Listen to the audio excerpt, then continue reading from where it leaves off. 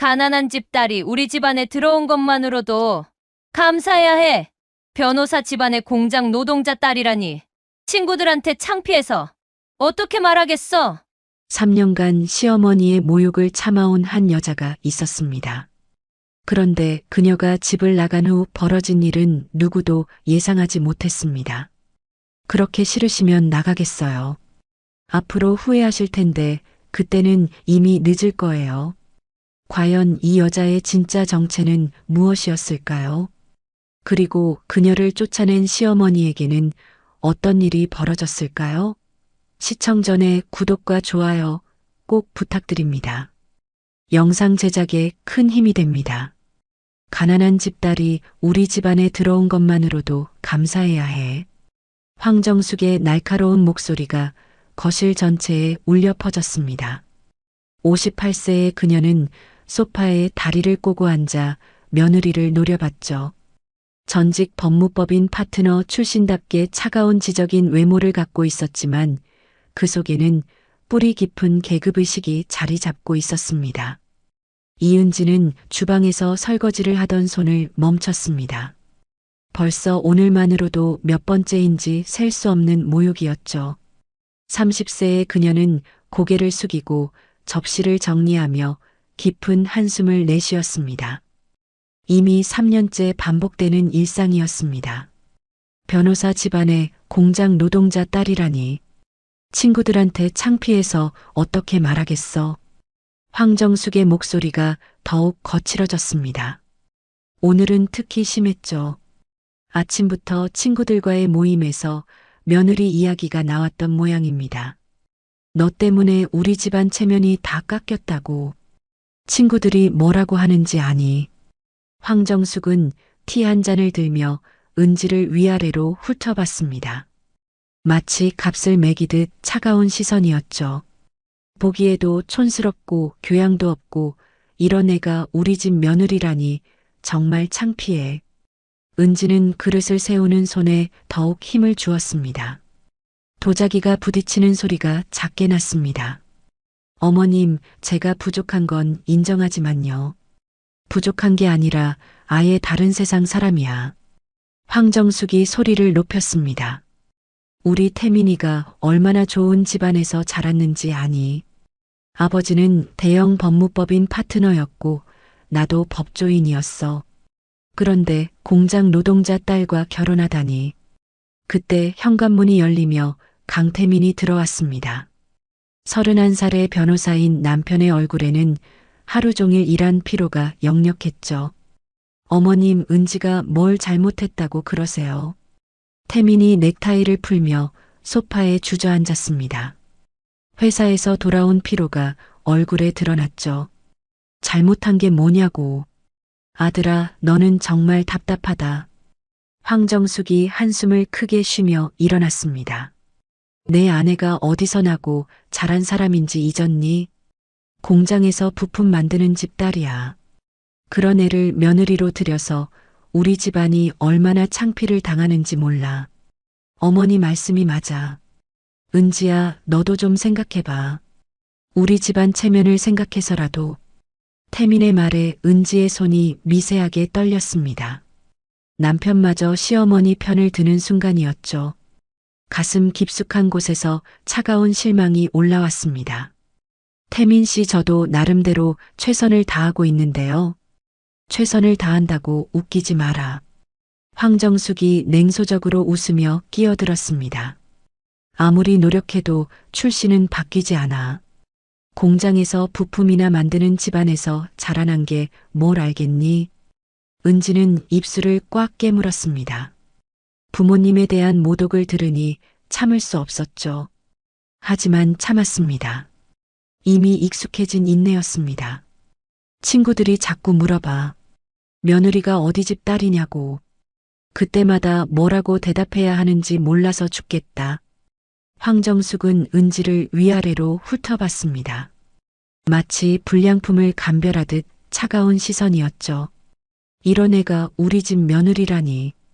생각만 해도 화가 나. 황정숙의 목소리가 더욱 날카로워졌습니다. 은지는 그릇을 모두 정리하고 천천히 돌아섰습니다. 어머님, 제가 부족한 건 인정하지만 정직하게 살고 있는데요. 정직하게. 황정숙이 비웃음을 터뜨렸습니다. 공장에서 하루 종일 기름 냄새와 쇳가루에 절어 사는 사람들이 정직하다고. 그런 일이나 하는 사람들과 우리가 같은 레벨이라고 생각하니. 어머니. 태민이 제지하려 했지만 황정숙은 멈추지 않았습니다. 아들아, 이제 정말 한계야. 나는 더 이상 이해를 우리 며느리로 인정할 수 없어. 공장 냄새가 몸에 배인 애가 법조인 집안에 어울린다고 생각해. 은지는 얼굴에 묘한 평온함을 띄었습니다. 마치 오랫동안 기다렸던 순간이 온 것 같은 표정이었죠. 그러시다면 어쩔 수 없네요. 은지의 목소리는 담담했습니다. 뭐라고? 황정숙이 눈을 크게 뜨며 은지를 쳐다봤습니다. 평소와 다른 은지의 반응에 당황한 듯 했습니다. 제가 이 집에 있는 것이 그렇게 싫으시다면 나가겠습니다. 은지의 목소리는 여전히 차분했습니다. 오히려 시어머니와 남편이 더 놀란 표정을 지었죠. 갑자기 무슨 소리야? 태민이 맥주캔을 내려놓으며 일어났습니다. 갑작스러운 것도 아니잖아요. 벌써 몇 년째 같은 얘기를 들어왔는데요. 은지는 앞치마를 풀며 말했습니다. 어머님께서 원하시는 대로 해드리겠습니다. 공장 노동자 딸은 이 집에 어울리지 않으니까요. 황정숙은 입을 벌린 채 은지를 바라봤습니다. 예상과 다른 반응에 당황스러워했죠. 내가 정말 나가라고 했다고. 네, 나가겠습니다. 은지의 대답은 확고했습니다. 그리고는 방으로 향했습니다. 태미는 그런 은지를 멍하니 바라봤습니다. 평소와 완전히 다른 아내의 모습에 혼란스러워했죠. 은지야, 잠깐만. 너 진짜야? 진짜입니다. 은지는 방문 앞에서 돌아보며 말했습니다. 3년 동안 참고 살았는데 이제 지쳤어요. 어머님께서 원하시는 대로 해드릴게요. 그리고는 방문을 닫았습니다. 거실에는 황정숙과 태민만 남았죠. 아들아, 이건 뭐야? 갑자기 왜 저래? 황정숙이 당황하며 태민을 쳐다봤습니다. 글쎄요. 저도 잘 모르겠어요. 태민도 어리둥절한 표정이었습니다. 평소 순종적이던 아내가 갑자기 변한 것 같았죠. 방 안에서는 은지가 침착하게 짐을 정리하고 있었습니다. 얼굴에는 묘한 미소가 스쳐갔죠. 마치 오랫동안 계획했던 일이 시작되는 것 같은 표정이었습니다. 이제 진짜 시작이군요. 은지가 혼자서 중얼거렸습니다. 그 목소리에는 전에 없던 자신감이 묻어 있었죠. 그때 은지의 휴대폰이 울렸습니다. 화면에는 한솔그룹 비서실장이라는 이름이 떠올랐습니다. 은지는 재빨리 전화를 받았습니다. 네, 이사님.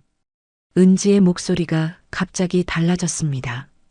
방금 전까지의 조심스러운 며느리가 아닌 당당하고 전문적인 목소리였죠. 준비 완료됐습니다. 내일 아침 첫 임원회의에서 보고받겠습니다. 은지는 짐을 정리하며 계속 통화했습니다. 그리고 인사발령권은 어떻게 됐나요? 거실에서는 황정숙과 태민이 여전히 은지의 갑작스러운 변화에 대해 이야기하고 있었습니다. 하지만 두 사람 모두 방 안에서 벌어지고 있는 일에 대해서는 전혀 모르고 있었죠. 다음 날 아침 거실은 어색한 침묵으로 가득했습니다. 은지는 여행용 가방 2개를 끌고 나왔습니다. 평소보다 단정하게 차려입은 모습이었죠. 검은색 블라우스에 회색 정장 바지 그리고 깔끔하게 올린 머리가 어딘지 모르게 달라 보였습니다. 정말 나간다고. 태민이 식탁에서 커피를 마시다 말고 물었습니다. 아직도 믿어지지 않는다는 표정이었죠. 네, 정말 나갑니다. 은지의 대답은 여전히 담담했습니다. 오히려 시원해 보이기까지 했죠. 황정숙은 소파에서 팔짱을 끼고 은지를 쳐다봤습니다. 어젯밤 한 말을 후회하는 기색은 전혀 없었습니다. 그래 나가. 어차피 이 집은 내가 있을 곳이 아니었어. 은지야 그런데 갈 곳은 있어. 태민이 걱정스럽게 물었습니다. 하지만 그 걱정도 진심이라기보다는 형식적인 것 같았죠. 걱정하지 마세요. 제가 알아서 할게요. 은지는 가방 손잡이를 잡으며 말했습니다. 알아서 한다고. 공장 노동자 딸이 어디 가서 뭘 할 수 있겠어. 황정숙이 비웃으며 말했습니다. 그것도 제가 알아서 하겠습니다. 은지는 현관문 쪽으로 향했습니다. 그때 태민이 갑자기 일어났습니다. 은지야 잠깐만. 뭔가요? 은지가 돌아서며 물었습니다. 태민은 서재에서 서류 뭉치를 가져왔습니다. 이혼 서류였죠. 이거 작성해 둔 거야. 태민이 서류를 은지에게 내밀었습니다. 벌써 준비해 두셨네요. 은지는 놀라지도 않았습니다. 오히려 예상했다는 듯 차분히 받아들였죠. 어차피 이렇게 될 거였잖아. 서로에게 좋은 일이야. 태민은 시선을 피하며 말했습니다. 죄책감과 안도감이 뒤섞인 복잡한 표정이었죠. 맞아 아들아. 이제야 정신 차렸네. 황정숙이 의기양양하게 끼어들었습니다. 드디어 우리 집안에서 저런 애를 떼어낼 수 있게 됐어. 은지는 이혼 서류를 펼쳐봤습니다. 이미 태민의 서명이 되어 있었죠. 언제 작성하신 거예요? 어젯밤에 어머니와 상의해서. 태민의 대답은 솔직했습니다. 어떤 미안함도 없는 목소리였죠. 그렇군요. 은지는 가방에서 펜을 꺼냈습니다. 그리고 주저없이 서명을 했습니다. 이제 자유예요. 태민이 안도의 한숨을 쉬며 말했습니다. 그래. 이제 내가 어디 가서 공장 일을 하든 뭘 하든 상관없어. 우리 집안과는 아무 관계 없으니까. 황정숙이 차갑게 말했습니다. 은지는 서명이 끝난 서류를 태민에게 돌려주었습니다. 잘 지내세요. 그리고는 가방을 끌고 현관문을 열었습니다. 잠깐 은지야. 태민이 다시 불렀습니다. 아직 뭔가 있어요. 은지가 문턱에서 돌아봤습니다. 그냥 미안해. 태민의 사과는 진심처럼 들렸지만 이미 늦었죠. 괜찮아요. 이게 최선인 것 같아요. 은지는 문을 열고 나가려 했습니다. 그때 황정숙이 마지막으로 한마디 던졌습니다. 나중에 후회하지 마. 우리 같은 집안을 차버린 걸. 후회요. 은지가 문턱에서 멈춰서며 돌아봤습니다. 얼굴에는 미묘한 미소가 있었죠. 전 후회 안 할 것 같은데요. 뭐라고? 황정숙이 눈살을 찌푸렸습니다. 오히려 이제야 진짜 제 인생을 시작할 수 있을 것 같아요. 은지의 목소리에는 이상한 자신감이 묻어났습니다. 무슨 소리야? 너 같은 애가 뭘 할 수 있다고. 황정숙이 비웃으며 말했습니다. 곧 알게 되실 거예요. 은지는 그 말을 마지막으로 문을 닫았습니다. 거실에 남은 황정숙과 태민은 어리둥절한 표정으로 서로를 쳐다봤습니다. 아들아, 마지막에 은지 표정 봤어. 뭔가 이상하지 않았니? 황정숙이 불안하게 물었습니다. 저도 그런 느낌이 들었어요. 평소와 너무 달랐어요. 태민이 고개를 끄덕였습니다. 뭐가 달라? 허세 부리는 거지 뭐. 공장 노동자 딸이 나가서 뭘 할 수 있겠어. 황정숙은 손을 휘저으며 말했지만 마음 한편으로는 찜찜함이 남아 있었습니다. 한편 아파트 밖으로 나온 은지는 택시를 기다리고 있었습니다. 휴대폰이 울렸죠. 네, 은지입니다. 은지의 목소리는 전화를 받자마자 달라졌습니다. 이전의 조심스러운 말투가 아닌 당당하고 자신감 넘치는 목소리였죠. 내 계획대로 진행됐습니다. 이제 2단계로 넘어가면 될 것 같아요. 전화에서 누군가와 대화하는 은지의 모습은 완전히 다른 사람 같았습니다. 3년이면 충분히 길었죠. 이제 진짜 모습을 보여드릴 때가 된 것 같습니다. 은지가 전화를 끊고 택시에 올랐습니다. 차창 너머로 보이는 아파트를 마지막으로 돌아봤죠. 이제 시작이군요. 은지의 입가에 의미심장한 미소가 번졌습니다. 마치 오랫동안 감춰왔던 가면을 벗어버린 것 같았죠. 기사님, 강남 한솔그룹 본사로 가주세요. 은지가 말했습니다. 네, 알겠습니다.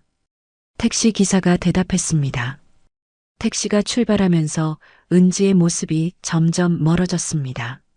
아파트 안의 황정숙과 태민은 아직도 은지의 마지막 표정에 대해 이야기하고 있었죠. 그런데 진짜 이상했어, 어머니. 마지막에 은지가 웃을 때 그냥 허세야 허세. 쫓겨나면서 체면 세우려는 거지. 황정숙은 그렇게 말했지만 내심 불안함을 감출 수 없었습니다. 하지만 두 사람 모두 아직 모르고 있었죠. 방금 집에서 쫓아낸 여자가 누구인지, 그리고 앞으로 어떤 일이 벌어질지를. 은지를 태운 택시는 강남의 고층 빌딩 사이를 누비며 달려갔습니다. 차창 밖으로 보이는 도시의 풍경이 빠르게 스쳐 지나갔죠. 은지는 조용히 눈을 감고 깊은 숨을 쉬었습니다. 드디어 끝났네. 은지가 혼자 중얼거렸습니다. 이제 더 이상 숨길 필요가 없었죠. 3년 동안 감춰왔던 진짜 자신을 드러낼 때가 온 것입니다. 택시는 강남 중심가의 50층 초고층 건물 앞에 멈췄습니다. 유리와 철골로 이루어진 현대적인 건물이 햇빛에 반짝였습니다. 한솔그룹이라는 거대한 로고가 건물 전면에 빛나고 있었죠. 은지는 가방을 들고 택시에서 내렸습니다. 건물 입구에서 경비원들이 깍듯하게 인사했습니다. 회장님, 따님 안녕하십니까? 경비원들의 인사에 은지가 고개를 끄덕였습니다. 수고하세요. 은지의 목소리는 자연스럽고 당당했습니다. 마치 원래부터 이곳의 주인이었던 것처럼 말이죠. 로비를 지나며 직원들이 하나둘씩 인사했습니다. 이사님 출근하셨네요. 안녕하세요, 이사님. 은지는 모든 인사에 자연스럽게 응했습니다. 3년 전과는 완전히 다른 모습이었죠. 엘리베이터가 도착하자 은지는 최상층 버튼을 눌렀습니다. 50층 회장실로 향하는 길이었습니다. 엘리베이터 안에서 은지는 거울에 비친 자신의 모습을 봤습니다. 더 이상 숨을 필요가 없는 진짜 자신의 모습이었죠. 엘리베이터 문이 열리자 넓은 비서실이 나타났습니다. 이사님 어서 오세요. 회장님께서 기다리고 계십니다. 비서가 정중하게 인사했습니다. 할아버지 컨디션은 어떠세요? 괜찮으세요? 어제도 새벽까지 회사에 보셨거든요. 은지는 미소를 지으며 회장실 문을 열었습니다. 넓고 고급스러운 회장실 안에서 70대 중반의 노인이 서류를 보고 있었죠. 할아버지 왔어요. 은지가 밝게 인사했습니다. 노인은 고개를 들어 손녀를 바라봤습니다. 그의 눈에는 자랑스러움이 가득했죠. 우리 은지 왔구나. 어떻게 됐니? 할아버지가 서류를 내려놓으며 물었습니다. 실전 경험 완료했습니다. 은지가 의자에 앉으며 답했습니다. 3년 동안 일반인으로 살아보라고 하셨던 과제 말이에요. 그래, 많이 힘들었지. 할아버지의 목소리에는 미안함이 섞여 있었습니다. 괜찮았어요. 덕분에 사람을 제대로 볼 수 있게 됐거든요. 은지의 목소리에는 특별한 감정이 묻어 있었습니다. 그동안 어떤 일이 있었는지 할아버지는 대략 짐작하고 있었죠. 이제 정식으로 회사 일 시작해도 되겠구나. 네, 준비됐어요. 은지가 고개를 끄덕였습니다. 그럼 내일부터 전무이사로 발령 내겠다. 3년간 기다린 보람이 있었으면 좋겠구나. 은지는 창밖을 바라봤습니다. 서울 시내가 한눈에 내려다 보이는 전망이었죠. 할아버지 한 가지 부탁이 있어요. 뭔데? 며칠 있으면 법무법인에서 우리 회사와 계약하려고 올 거예요. 그때 제가 직접 미팅하고 싶어요. 할아버지가 의미심장하게 웃었습니다. 혹시 아는 곳인가? 네, 아주 잘 아는 곳이에요. 은지의 목소리에는 차가운 기대감이 묻어 있었습니다. 알겠다. 내가 알아서 해라. 감사해요, 할아버지. 은지가 일어서며 인사했습니다. 이제 정말 시작이었죠. 비서실로 나온 은지에게 비서가 다가왔습니다. 이사님, 강태민 변호사가 속한 법무법인에서 미팅 요청이 왔습니다. 은지의 입가에 미소가 번졌습니다. 예정보다 빠르네요. 언제로 잡혔나요? 다음 주 금요일 오전 10시입니다. 좋습니다. 큰 회의실로 준비해 주세요. 은지가 지시했습니다.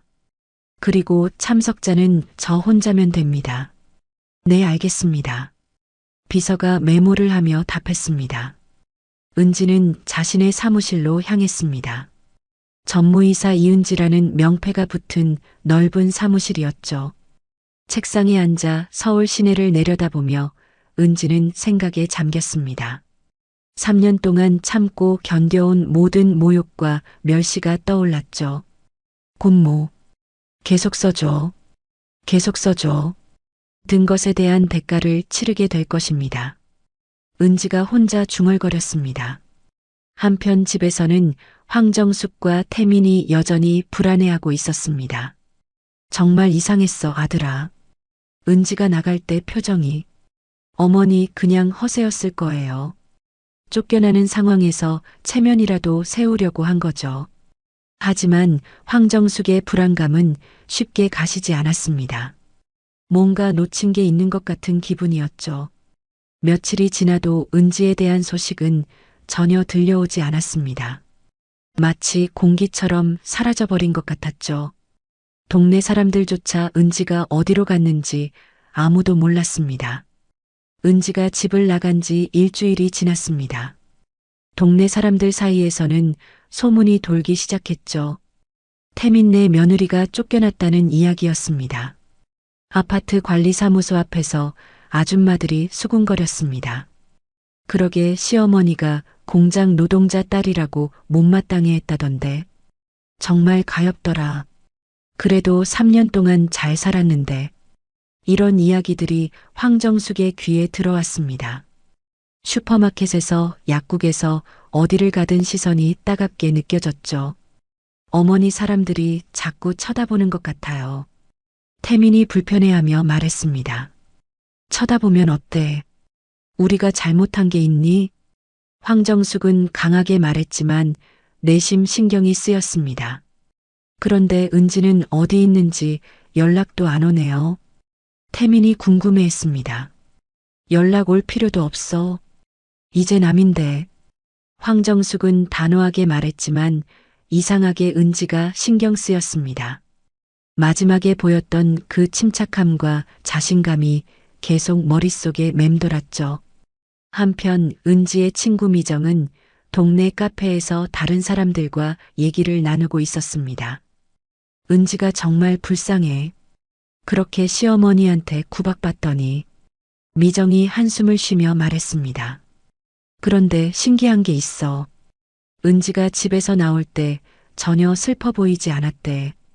누군가가 말했습니다. 정말요. 보통 이런 일 당하면 울고불고 난리인데. 미정이 놀라며 물었습니다.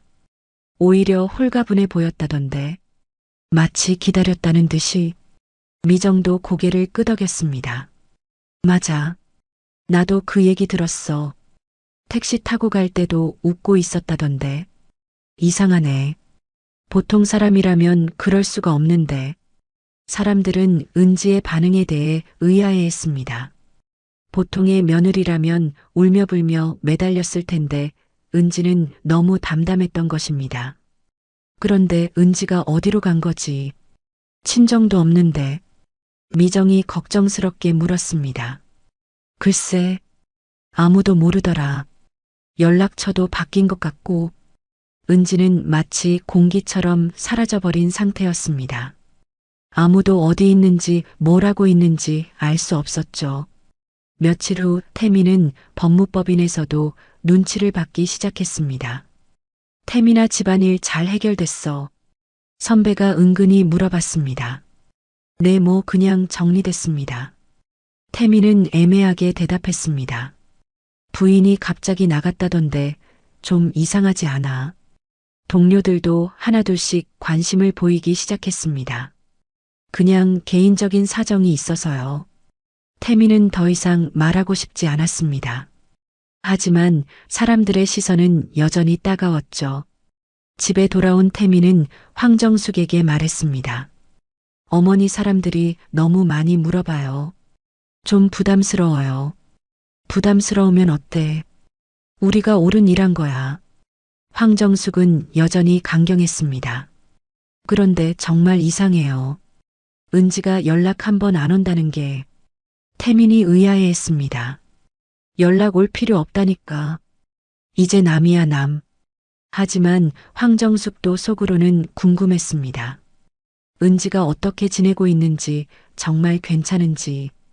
그런데 그 순간 현관 초인종이 울렸습니다. 누구지? 태민이 인터폰을 확인해 봤습니다. 아, 미정 씨네. 은지의 친구인 미정이 찾아온 거였습니다. 들어와.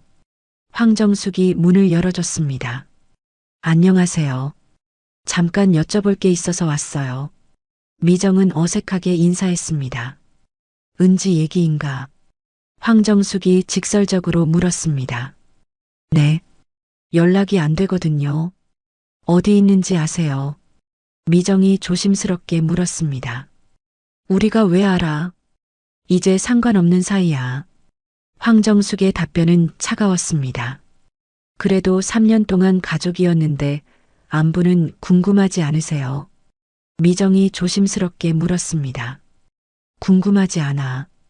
공장 노동자 딸이 어디 가서 뭐 하든 상관없어. 황정숙의 목소리에는 여전히 차가움이 있었습니다. 미정은 한숨을 쉬며 일어났습니다. 알겠어요.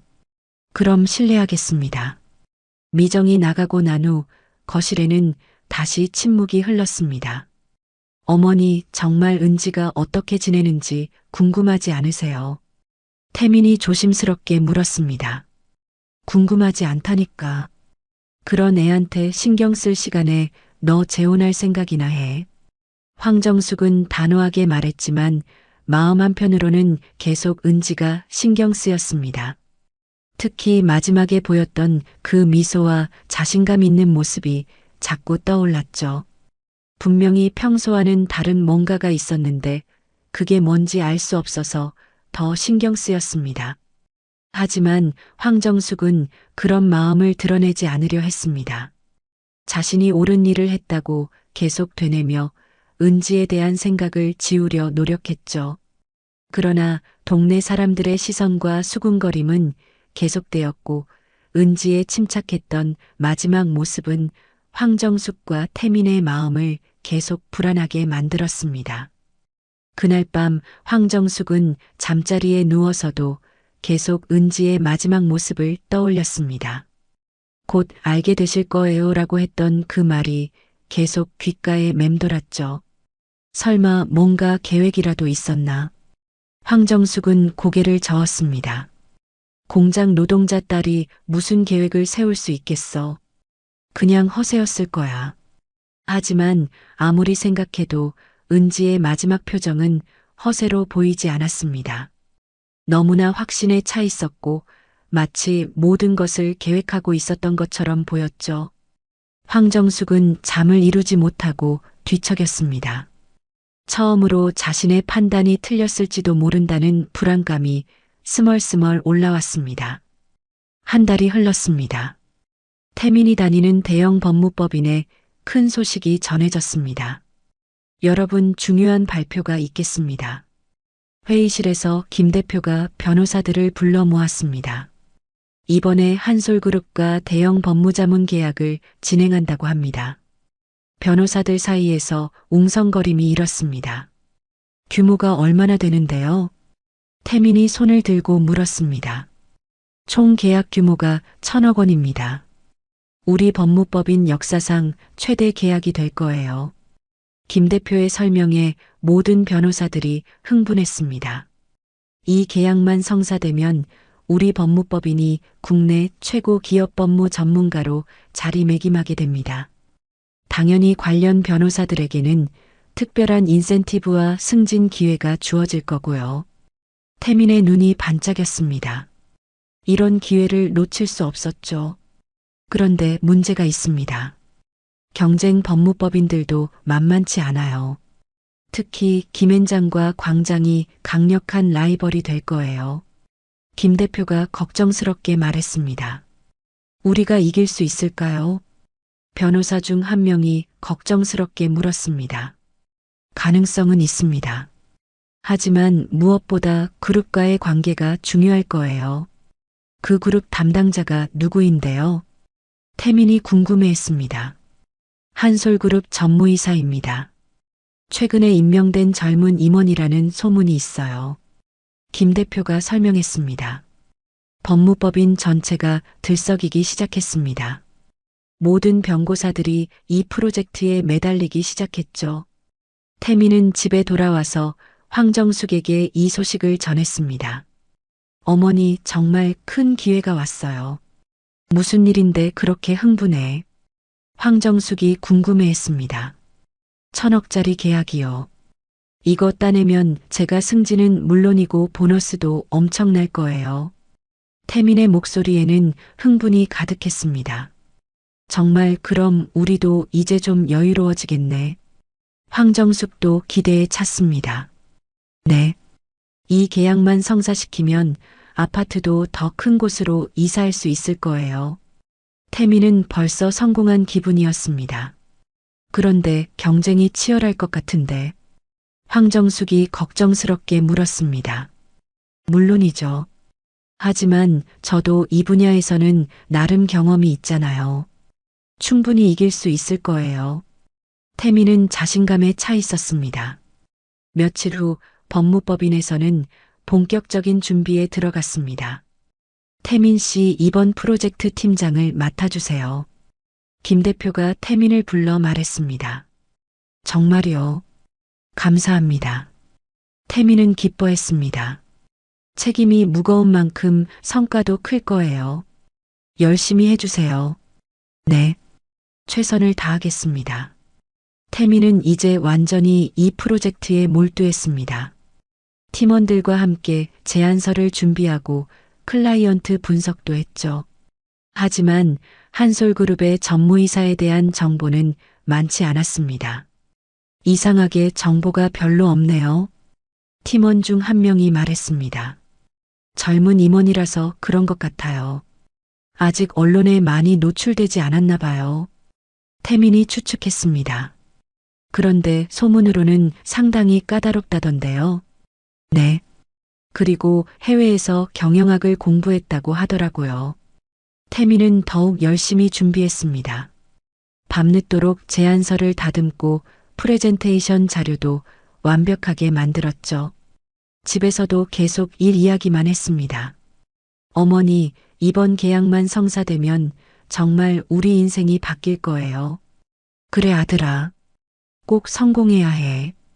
황정숙도 간절했습니다. 근데 은지가 없어서 다행이에요. 그런 애가 있었다면 클라이언트 앞에서 얼마나 창피했을지.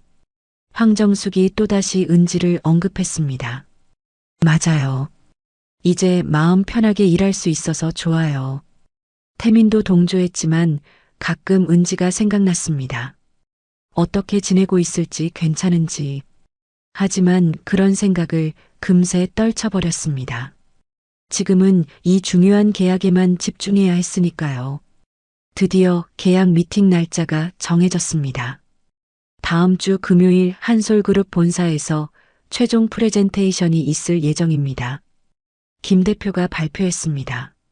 장소는 어디인가요? 태민이 물었습니다. 강남 한솔그룹 본사입니다. 50층 건물이더라고요. 모든 변호사들이 긴장하기 시작했습니다. 이제 정말 중요한 순간이 다가오고 있었죠. 태민은 집에 돌아와서 황정숙에게 말했습니다. 어머니, 드디어 다음 주에 운명의 날이에요. 떨리겠다. 그런데 꼭 성공할 수 있을 거야. 황정숙이 격려했습니다. 네. 저도 그렇게 생각해요. 이렇게 열심히 준비했는데 안 될 리가 없죠. 태민은 자신감에 차 있었습니다. 하지만 그는 아직 모르고 있었습니다. 며칠 후 그 회사에서 누구를 만나게 될지를. 드디어 운명의 금요일이 왔습니다. 태민은 평소보다 일찍 일어나서 정장을 차려입었습니다. 어머니 다녀오겠어요. 태민이 넥타이를 매며 말했습니다. 꼭 성공하고 와. 우리 인생이 바뀌는 날이야. 황정숙이 아들을 격려했습니다. 네. 걱정 마세요. 이렇게 준비했는데 못 이길 리 없어요. 태민은 자신감이 넘쳤습니다. 법무법인에서도 모든 변호사들이 긴장한 분위기였습니다. 태민 씨 준비 다 됐죠? 김 대표가 확인했습니다. 네, 완벽합니다. 프레젠테이션 자료도 마지막으로 점검했고요. 그럼 출발합시다. 늦으면 안 되니까. 법무법인 팀이 한솔그룹 본사로 향했습니다. 고급 승용차 안에서 태민은 마지막으로 자료를 점검했습니다. 강남에 도착하자 50층 높이의 유리 건물이 눈에 들어왔습니다. 로비의 웅장함에 모든 팀원들이 감탄했죠. 역시 대기업이네요. 팀원 중 한 명이 말했습니다. 클라이언트 수준을 알 수 있어요. 역시 성장하는 그룹이군요. 태민도 긴장되면서도 기대됐습니다. 안내 직원이 왔습니다. 법무법인에서 오셨나요? 네, 맞습니다. 35층 회의실로 안내해 드리겠습니다. 엘리베이터를 타고 35층에 올라갔습니다. 복도를 걸으면서도 회사의 현대적인 분위기가 느껴졌죠. 이런 곳에서 미팅을 하다니 정말 대단한 회사군요. 김 대표가 감탄했습니다. 회의실 앞에 도착했습니다. 문 옆에는 법무자문 계약 미팅이라는 안내판이 붙어 있었죠. 준비되셨나요? 안내 직원이 문을 열려고 했습니다. 네, 준비됐습니다. 태민이 답했습니다. 문이 열리자 넓고 현대적인 회의실이 나타났습니다. 한쪽 끝에는 대형 스크린이 있었고 긴 회의 테이블이 놓여 있었죠. 그런데 회의실 안에는 아직 아무도 없었습니다. 클라이언트는 언제 오시나요? 태민이 안내 직원에게 물었습니다. 곧 오실 예정입니다. 잠시만 기다려주세요. 법무법인 팀은 테이블 한쪽에 자리를 잡고 앉았습니다. 태민은 프레젠테이션 자료를 다시 한번 점검했죠. 정말 떨리네요. 팀원 중 한 명이 중얼거렸습니다. 떨지 마세요. 우리가 최고로 준비했잖아요. 태민이 팀원들을 격려했습니다. 그때 회의실 문이 다시 열렸습니다. 정장을 입은 여성이 들어왔죠. 우아한 검은색 슈트에 하이힐을 신고 머리는 단정하게 올려 묶었습니다. 안녕하세요. 한솔그룹 전무이사 이은지입니다. 여성이 자연스럽게 인사했습니다. 태민의 얼굴이 순간 굳었습니다. 그 목소리, 그 얼굴이 너무나 익숙했죠. 아, 은지. 태민이 믿을 수 없다는 표정으로 중얼거렸습니다. 김 대표와 다른 팀원들은 태민의 반응을 이상하게 여겼습니다. 태민 씨 아세요? 김 대표가 조심스럽게 물었습니다. 은지는 태민을 똑바로 쳐다봤습니다. 얼굴에는 차분한 미소가 있었죠. 안녕하세요, 강 변호사님. 오랜만에 뵙겠네요. 은지의 목소리는 한 달 전과 완전히 달랐습니다. 당당하고 자신감에 차 있었죠. 너 내가 왜 여기에? 태민이 당황해서 말을 더듬었습니다. 일 때문이죠. 저희 회사에서 법무자문 프로젝트를 진행하거든요. 은지는 침착하게 대답했습니다. 회사? 무슨 회사? 태민이 믿을 수 없다는 표정으로 물었습니다. 한솔그룹입니다. 제가 전무이사를 맡고 있어요. 은지가 명함을 태민에게 건넸습니다. 태민은 떨리는 손으로 명함을 받았죠. 이은지, 한솔그룹 전무이사라고 적혀 있었습니다. 이게 무슨 일이야? 태민의 목소리는 떨렸습니다. 김 대표와 팀원들은 상황을 파악하지 못하고 있었죠. 태민 씨 혹시 개인적으로 아시는 분인가요? 김 대표가 어색하게 물었습니다. 네, 전 남편입니다. 은지가 담담하게 말했습니다. 회의실이 순간 조용해졌습니다. 모든 사람들이 놀란 표정을 지었죠. 전 남편이라고요. 김 대표가 놀라며 되물었습니다. 네, 맞습니다. 한 달 전까지 부부였죠. 은지는 여전히 침착했습니다. 그럼 공장 노동자. 태민이 말을 잇지 못했습니다. 공장 노동자 딸이라고요. 맞아요. 제 어머니는 공장에서 일하셨죠. 은지의 목소리에는 평온함이 있었습니다. 하지만 그건 제가 사회 경험을 쌓기 위해서였어요. 밑바닥부터 시작해서 모든 일을 경험해 보라는 할아버지의 가르침이었거든요. 태민은 입을 벌린 채 은지를 바라봤습니다. 할아버지가 누구인데? 한솔그룹 창립자이신 이 회장님이세요. 제 친할아버지죠. 은지의 설명에 회의실 앞 모든 사람들이 충격을 받았습니다. 그럼 넌 처음부터 재벌 상속녀였다고? 네, 맞습니다. 은지가 고개를 끄덕였습니다. 그런데 왜 그걸 숨겼어? 태민이 힘겹게 물었습니다. 숨긴 게 아니라 아직 때가 아니었어요. 3년 동안 일반인으로 살아보라는 할아버지의 명령이었거든요. 은지는 회의실을 둘러보며 말했습니다. 그 3년이 끝났고 이제 정식으로 회사를 이어받게 됐어요. 태민의 얼굴이 창백해졌습니다. 자신이 무엇을 했는지 깨닫기 시작했죠. 은지야, 나는. 태민이 말하려 했지만 은지가 손을 들어 제지했습니다. 지금은 개인적인 이야기를 할 시간이 아니에요. 업무 미팅을 진행해야죠. 은지는 의자에 앉으며 말했습니다. 그럼 법무법인의 프레젠테이션을 들어보겠습니다. 태민은 아직도 충격에서 헤어나오지 못했습니다. 손이 떨려서 자료를 제대로 잡을 수도 없었죠. 태민 씨 괜찮으세요? 김 대표가 걱정스럽게 물었습니다. 아, 네. 괜찮습니다. 태민이 어렵게 대답했습니다. 그러면 시작하시죠. 은지가 차분하게 말했습니다. 태민은 떨리는 손으로 프레젠테이션을 시작했습니다. 하지만 머릿속이 하얗게 변해서 제대로 진행할 수가 없었죠. 그동안 완벽하게 준비했던 모든 내용이 머릿속에서 사라져버렸습니다.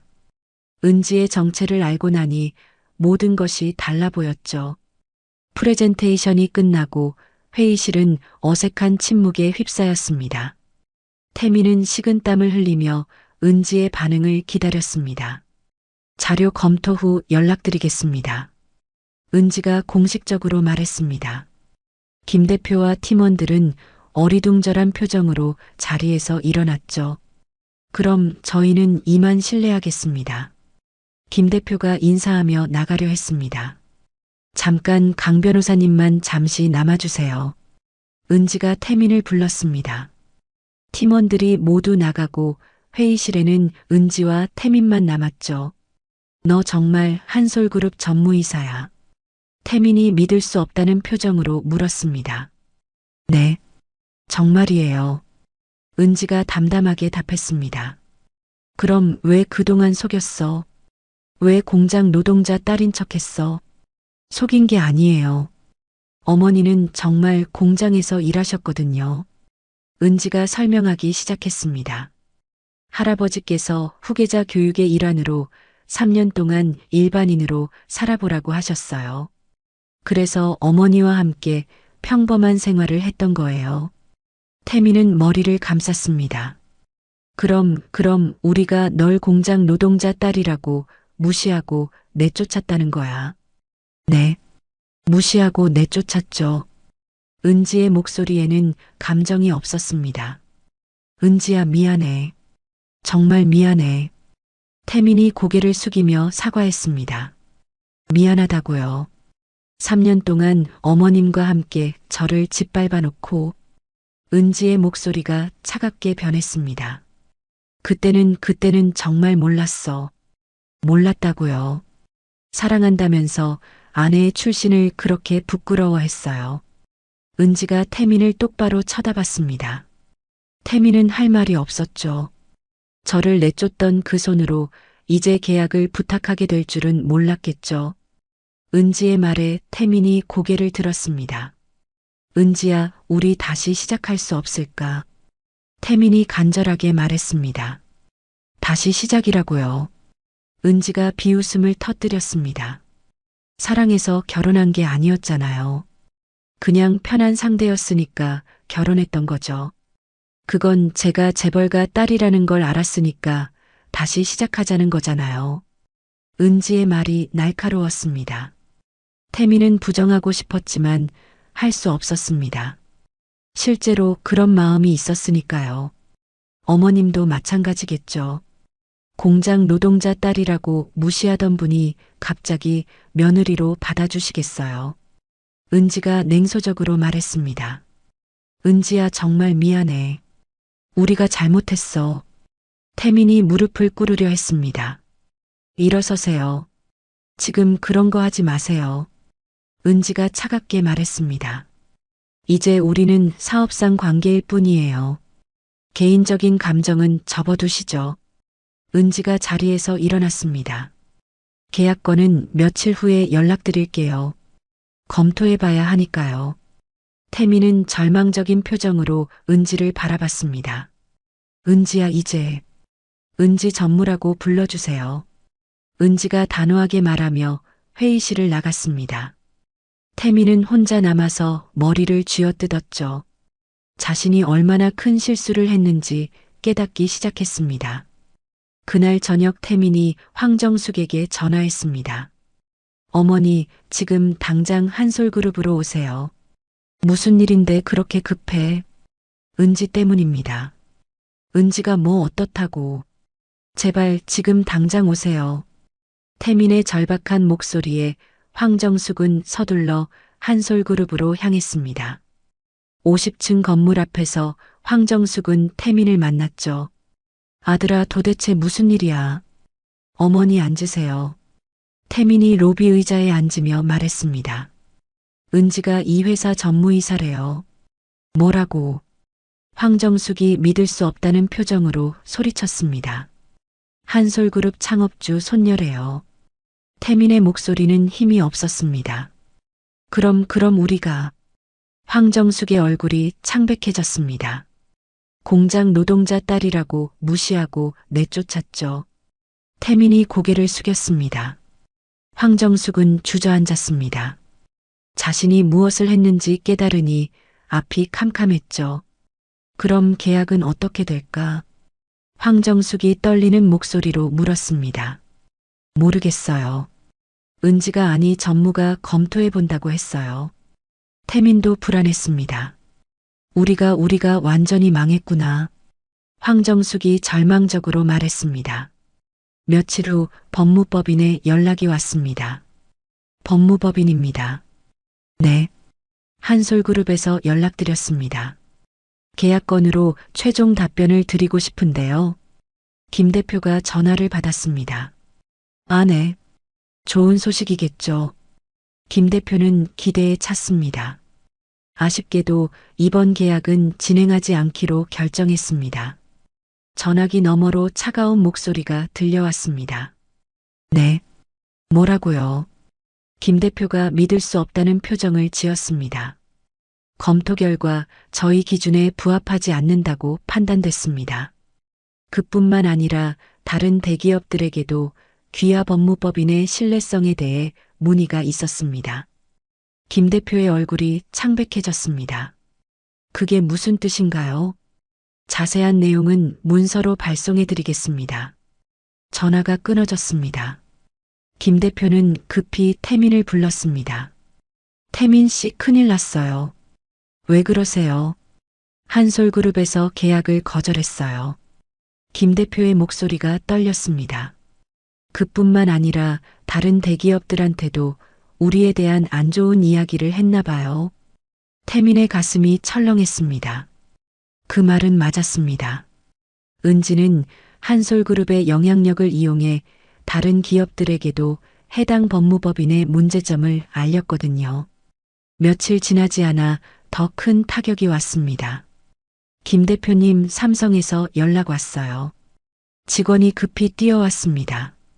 뭐라고 하던가요? 기존 계약 해지한다고 합니다. 뭐라고? 김 대표가 소리쳤습니다. LG에서도 같은 연락이 왔고 SK에서도 마찬가지래요. 법무법인이 하루아침에 주요 클라이언트들을 모두 잃은 것입니다. 이 모든 게 은지의 한마디 때문이었죠. 법무법인 전체가 패닉 상태에 빠졌습니다. 태민 씨 이거 어떻게 된 거예요? 팀원들이 태민을 몰아세웠습니다. 개인적인 문제 때문에 회사 전체가 망하게 생겼잖아요. 태민은 할 말이 없었습니다. 며칠 후 더 나쁜 소식이 들려왔습니다. 태민 씨 죄송합니다. 김 대표가 태민을 불렀습니다. 왜요? 회사에서 구조조정을 하기로 했어요. 태민의 가슴이 철렁했습니다. 설마 제가... 네. 이번 사건에 책임을 져야 한다고 하네요. 태민은 믿을 수 없었습니다. 대표님 저 때문이 아니잖아요. 하지만 결정된 일이에요. 정말 죄송해요. 태민은 법무법인에서 쫓겨났습니다. 10년 동안 다니던 회사에서 하루아침에 해고된 거였죠. 집에 돌아온 태민은 황정숙에게 말했습니다. 어머니, 저 해고됐어요. 뭐라고?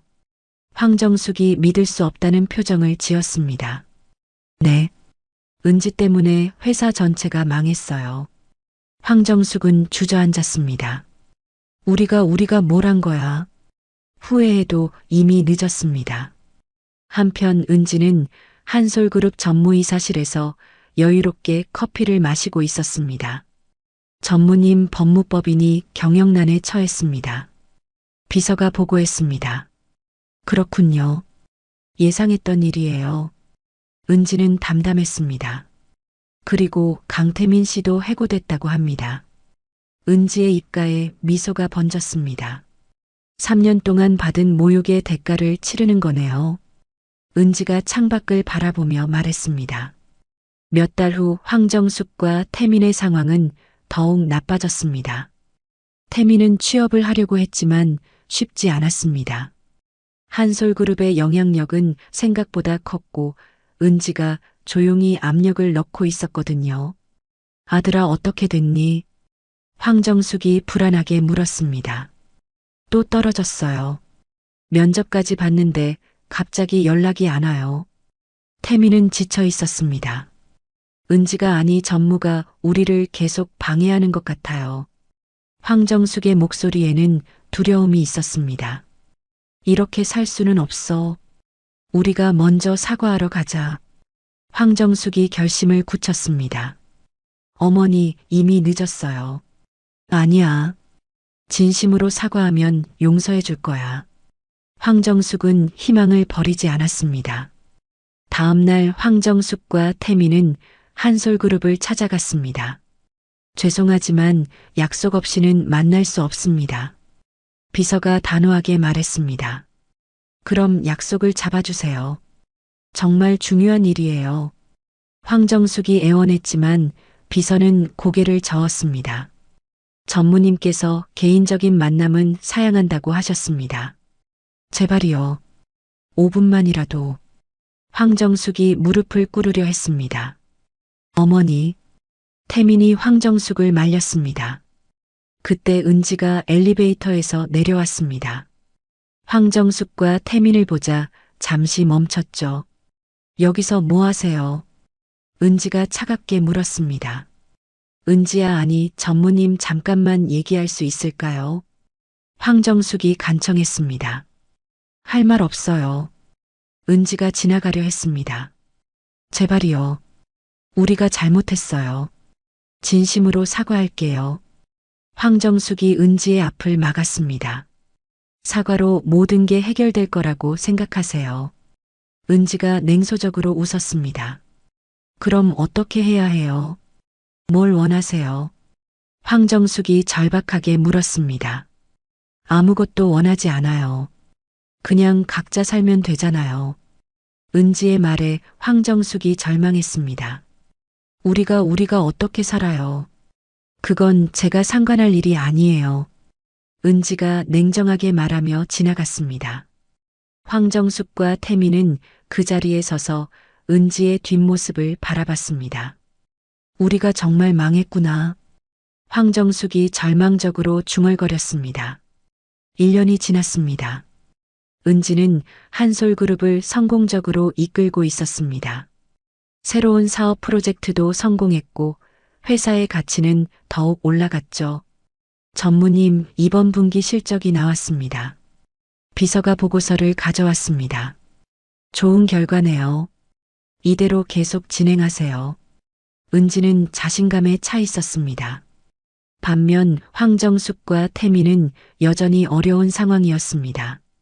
태민은 겨우 작은 법무사 사무실에 취직했지만 예전 같지 않았고 황정숙은 건강도 나빠졌죠. 어느 날 황정숙은 혼자 앉아서 과거를 회상했습니다. 내가 왜 그랬을까?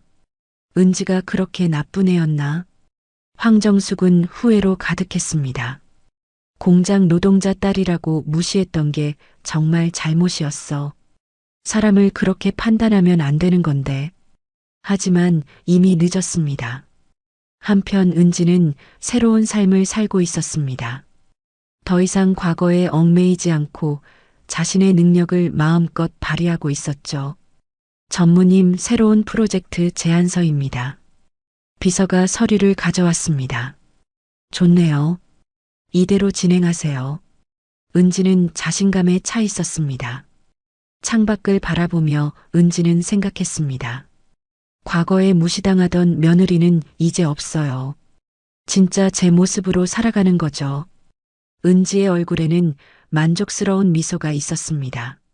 3년 동안 참고 견디던 시간들이 헛되지 않았죠. 이제 진정한 승자가 된 것입니다. 그날 오후 은지는 중요한 발표를 위해 기자회견장에 섰습니다. 한솔그룹의 신임 부회장 임명 발표였죠. 여러분, 오늘 중요한 소식을 전해드리겠습니다. 은지가 마이크 앞에 섰습니다. 이은지 전무이사가 한솔그룹 부회장으로 승진하게 됐습니다. 기자들이 셔터를 눌러댔습니다. 부회장님, 소감 한 말씀 부탁드립니다. 기자가 질문했습니다. 저는 항상 사람을 겉모습으로 판단하지 말라고 배웠습니다. 은지가 차분하게 말했습니다. 누구든 노력하면 성공할 수 있다고 믿습니다. 하지만 다른 사람을 무시하는 사람들에게는 그에 합당한 대가가 따른다는 것도 분명히 말씀드리고 싶어요. 은지의 말에 기자들이 웅성거렸습니다. 특별한 경험이 있으셨나요? 다른 기자가 물었습니다. 3년 동안 일반인으로 살면서 많은 것을 배웠습니다. 특히 사람의 진짜 모습을 볼 수 있는 눈을 갖게 됐죠. 은지는 의미심장하게 웃었습니다. 가난을 무시하는 사람들에게 진짜 가난이 무엇인지 가르쳐 주는 것도 교육이라고 생각합니다. 그 순간 TV를 보던 황정숙과 태민은 경악했습니다. 저게 은지야. 황정숙이 떨리는 목소리로 말했습니다. 부회장이 됐네요. 태민도 충격에 빠졌습니다. 완전히 끝났구나. 황정숙이 절망적으로 말했습니다. 한편 기자회견을 마친 은지는 회장실로 올라갔습니다. 할아버지가 기다리고 있었죠. 수고했다, 은지야. 할아버지가 미소를 지었습니다. 할아버지 덕분이에요. 3년간의 시련이 저를 더 강하게 만들어줬어요. 은지가 감사의 인사를 했습니다. 이제 정말 우리 그룹을 이끌어갈 준비가 됐구나. 네. 누구도 무시할 수 없는 리더가 되겠습니다. 은지의 목소리에는 확신이 가득했습니다. 저녁 늦게 사무실에서 일을 마치고 나오는 은지의 모습은 당당했습니다. 더 이상 누구에게도 무시당하지 않는 진정한 성공을 이룬 거였죠. 한솔그룹 부회장 이은지. 건물 입구의 명패가 조명에 반짝였습니다. 은지는 차에 오르며 지난 4년을 되돌아봤습니다. 3년간의 숨겨진 삶과 1년간의 복수. 모든 것이 완벽하게 계획대로 진행됐습니다. 무시당하던 며느리는 결국 진정한 승자가 되었습니다. 과거의 모욕을 이겨내고 진짜 자신의 자리를 찾은 것이죠.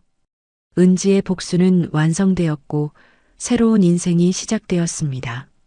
차가 한솔그룹 본사를 떠나며 은지는 마지막으로 건물을 돌아봤습니다. 이제 이곳의 진짜 주인이 된 기분이었죠. 더 이상 숨을 필요도 참을 필요도 없었습니다. 가난한 집딸이라며 무시했던 사람들은 이제 그녀 앞에서 무릎을 꿇었고 한때 쫓아냈던 며느리는 수천억 대기업의 실질적 후계자가 되어 있었습니다. 사람의 진짜 가치는 출신이나 겉모습이 아닌 그 사람의 인격과 노력에서 나온다는 것을 보여준 이야기였습니다. 다른 사람을 함부로 무시하고 차별하는 행동이 결국 자신에게 되돌아온다는 교훈을 남기며 진정한 성공은 남을 짓밟는 것이 아니라 자신의 실력으로 당당하게 이루는 것임을 증명했습니다. 오늘 이야기가 좋으셨다면 구독과 좋아요, 알람 설정 잊지 마시고 소중한 댓글 하나가 큰 힘이 됩니다. 시청해 주셔서 진심으로 감사드립니다.